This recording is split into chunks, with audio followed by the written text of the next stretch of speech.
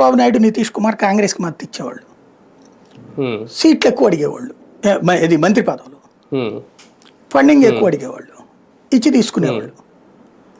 ఇక అవకాశం లేదు కాబట్టి బీజేపీకి మద్దతు ఇచ్చారు అక్కడ.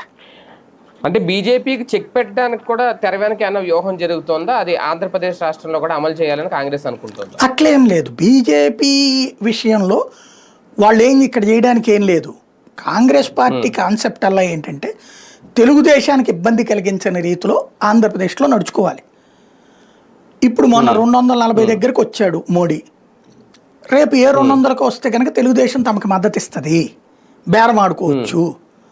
కాబట్టి భవిష్యత్తును దృష్టిలో పెట్టుకుని అందుకని కాంగ్రెస్ తెలుగుదేశం జోలికి పోవట్లేదు.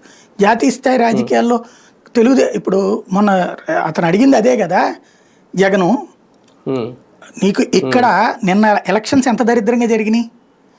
రాహుల్ గాంధీ అక్కడెక్కడికి వెళ్ళి బీహార్లో లేని దాని గురించి కొట్టుకుంటున్నాడు, ఇక్కడ దాని గురించి ఎందుకు మాట్లాడట్లా రాహుల్ గాంధీ? ఇక్కడ దాని గురించి అడగాలి కదా, ఇదే ఎలక్షన్స్ అని చెప్పేసి ఎందుకు అడగలేదు? ఇది ఎవిడెన్స్.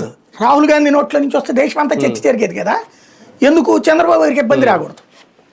షర్మిల మాట్లాడింది ఏమని, నీ అడ్డా తగ్గిపోయిందని, అంతే తప్పించి అక్కడ అవకతవకలను ఆవిడ సమర్థించింది. అంటే ఏంటి కాంగ్రెస్ పార్టీ ఎట్టుకున్నట్టు అక్కడ? చంద్రబాబు గారు సక్సెస్ ఏంటంటే ఇందులో గొప్ప సక్సెస్, 2 పరస్పర భిన్నమైనటువంటి పార్టీలతో కూటమి కట్టినటువంటి